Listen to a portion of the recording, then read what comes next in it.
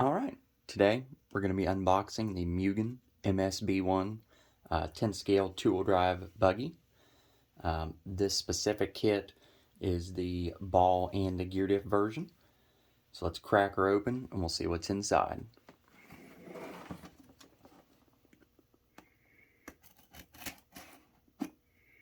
This one is actually going to be built for a friend of mine.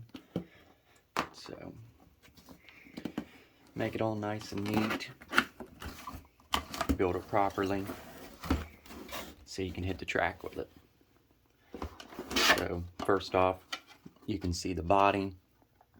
This is the standard weight body. They do sell an optional lightweight body, but for a kit body, it is more the cab forward design. Got the big square cab in the center.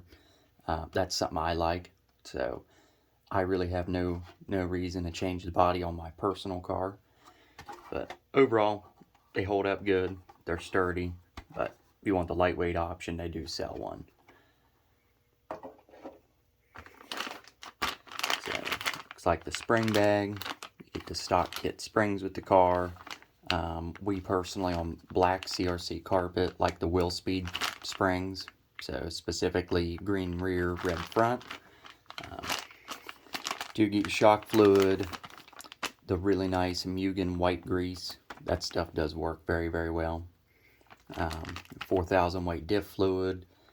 For our track, we typically don't run that light, so we won't be using that.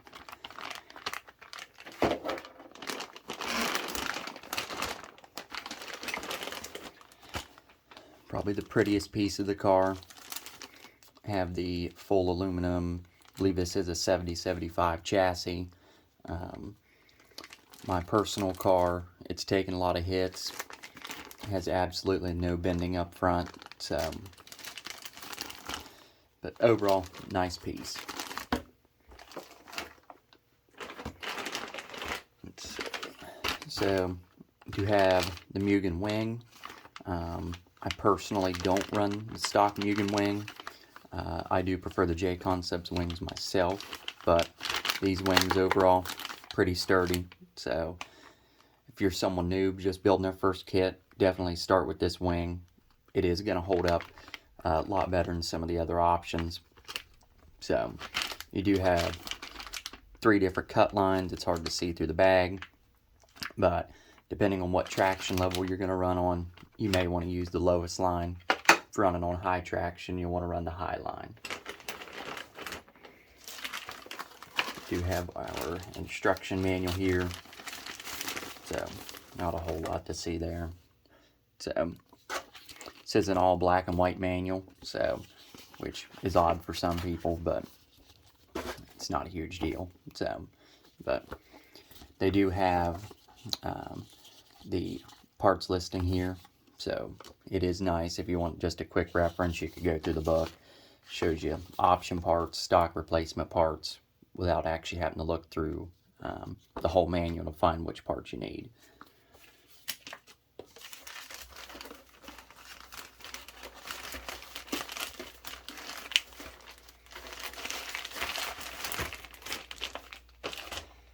So, got factory sway bars.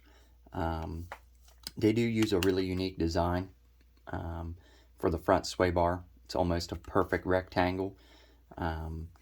The rear is more common on like a B6 platform car. It looks pretty similar. So get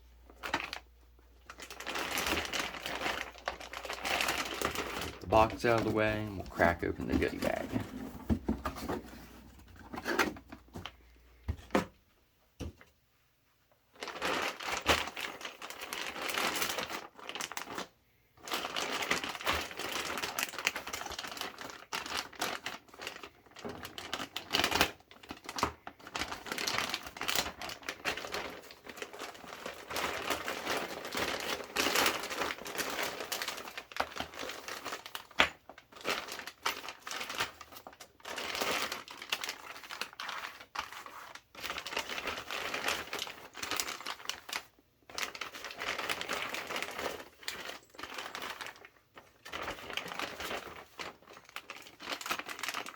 Okay, so looking like we got the shock bag here.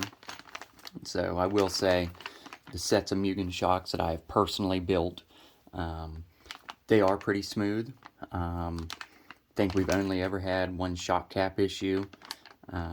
Some guys prefer to run the AE shock parts in them. Myself, the only associated part I run for carpet is the 1.7 front piston and the 1.8 rear piston. So, other than that, my car has all Mugen shock parts other than the shock pistons, and that's just for tunability. So here, we got our gear diff bag, turnbuckle bag, ball cut bag. So, not a whole lot of fancy stuff there. They do give you nice turnbuckles from the factory. I personally do like the all black ball cut. I like associated stuff, but I do wish they would put a black set of ball cups on the car. So instead of the gray style. So here we have servo mount bag, servo horn bag, bell cranks. So pretty much your main steering components in the center. My personal car still runs all plastic steering, other than it has the associated 15.5 millimeter aluminum servo horn. Other than that, we've never stripped out a ball stud in the rack, nor have we broke a steering arm or anything like that. So Mugen does sell an optional aluminum servo bell crank and rack set. You can get it if you like the aluminum stuff, but it's definitely not a must-have. So here, we got rear arms.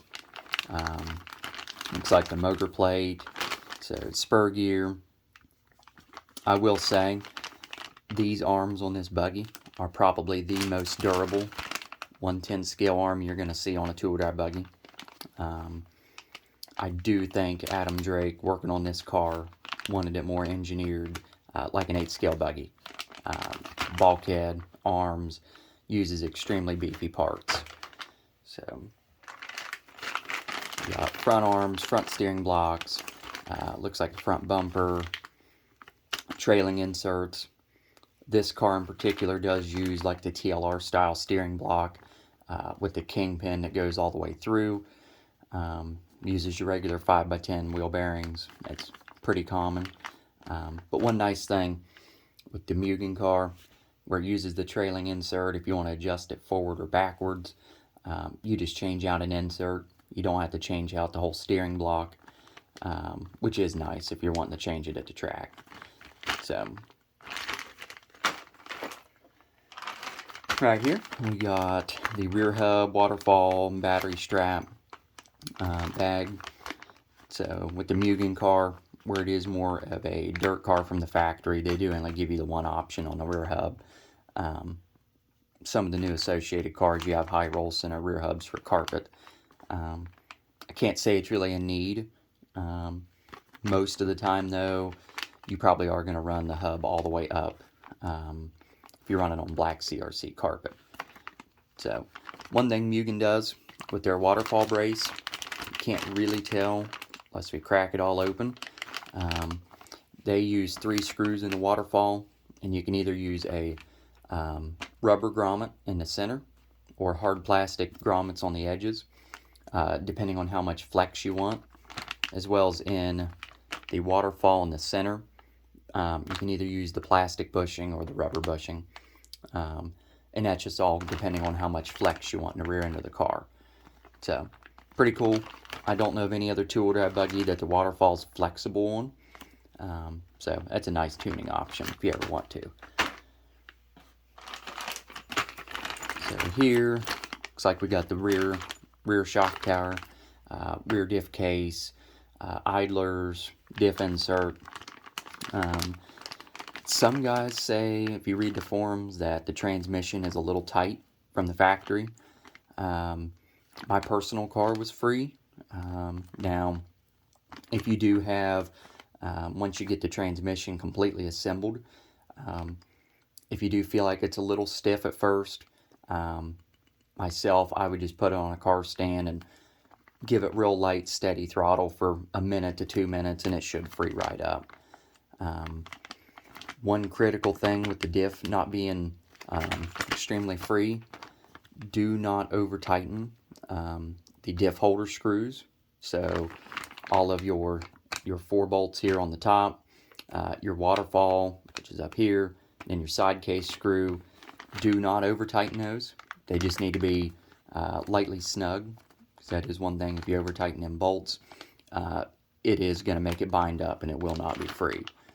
So one thing to keep in mind when you're building a diff and you get the case all together, do not over tighten them bolts, and that will cause problems.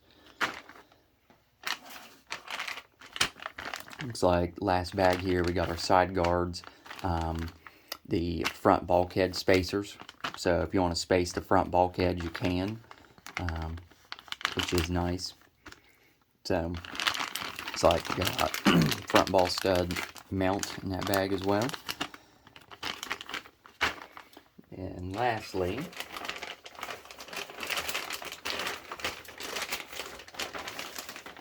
the Mugen car.